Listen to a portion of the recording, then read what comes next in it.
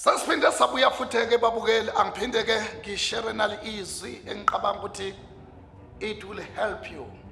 2 Kings chapter number 5 verse number 14. Lapho ke iBhayibheli likhuluma ngoNaaman, the chief army. Elithi iBhayibheli wayenesifo soqhoko. Leso sifo leso ube naso for a very long time, but anaso leso sifo, he was regarded as a warrior. But this is the part that I want. One day intombazane ebeyihlala endlini yabo ikhuluma naye, it only if my master can go and meet the man of God, the prophet of God. Uyahamba uNaaman uyohlangana nomprofeti. Nakafika lapho umprofeti akambeki ngisho nesandla. Ukhuluma izwi umprofeti. Uthi go, hamba uyongena emfuleni iJordan 7 times uzophuma uphilile. Ayike lithi iBhayibheli uNaaman wathukuthela. Wathi beyingekho yini eminye imfula ebengangena kuyo. But one man or his servant, one man, wathi baba, this is very simple. Hamba uyongena walalela uNaaman. Wangena 7 emanzini waphuma ephilile. Ngizela kuzosho ukuthi kungabonakala ngathi kuyadelaya in your life, but not so long izinto zakho ziyovumbuka. Kungabonakala ngathi kumnyama in your life, but not so long kuzawukhanya.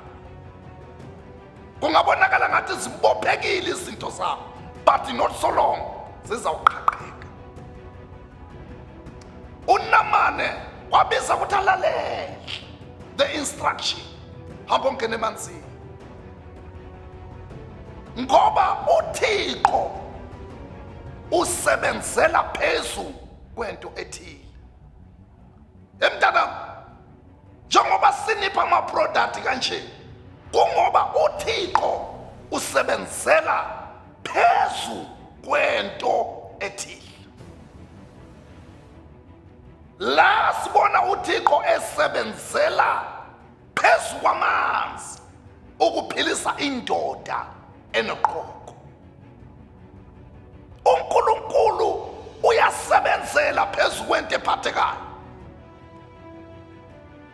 Mina nginabantu engibapha usawoti and uyabaphilisa ngoba uThixo usebenzela phezu kwento ethile. Mina nginabantu engibanikeza ikhandlela lami and liyabaphilisa ngoba uThixo usebenzela phezu kwento ethile. Mina nginabantu engibapha i-anointing oil yami and iyabaphilisa. Omunye umama usebenzisa anointing oil yami wangenelwa u500,000 ngoba uThixo usebenzele entweni ethile. Manje ke nala uThixo usebenzele phezu kwamanzi ukuletha ini ukuphila kukaNaaman. But kwakubiza ukuthi uNaaman enze njani? Amamele. Uthe noma sekamamela uNaaman wangena kayi1 akazange aphile, wangena kayi2 akazange aphile, wangena kayi3 akazange aphile, wangena kayi4 kayi5, ngokwe7 kwaba ikhona ephile. Ngithi don't give up. Your breakthrough is just around the corner. Abanye bagraduatile ukagraduatanga nawe usendleleni zograduate. Abanye bashadile wena ukashadanga nawe usendleleni uzoshada. Abanye ba-driver or Range Rover wena uswela ngisho nemoto noma itezi. Don't worry, nawe usendleleni uzawuhamba ngayo le Range Rover. After all, awucompete namuntu, futhi indlela uNkulunkulu akuhlelele ukuthi uhambe ngayo ayifani neabanye abantu. Ngenxa lokho ngithi kuwena qhubeka nje ubekezela, izinto zakho ziyawukhanya. uNaaman wabekezela, wangena emanzini waphindela emanzini. Ekugcineni uNkulunkulu wamphilisa. Ngiyakubusisa lapha ekhaya.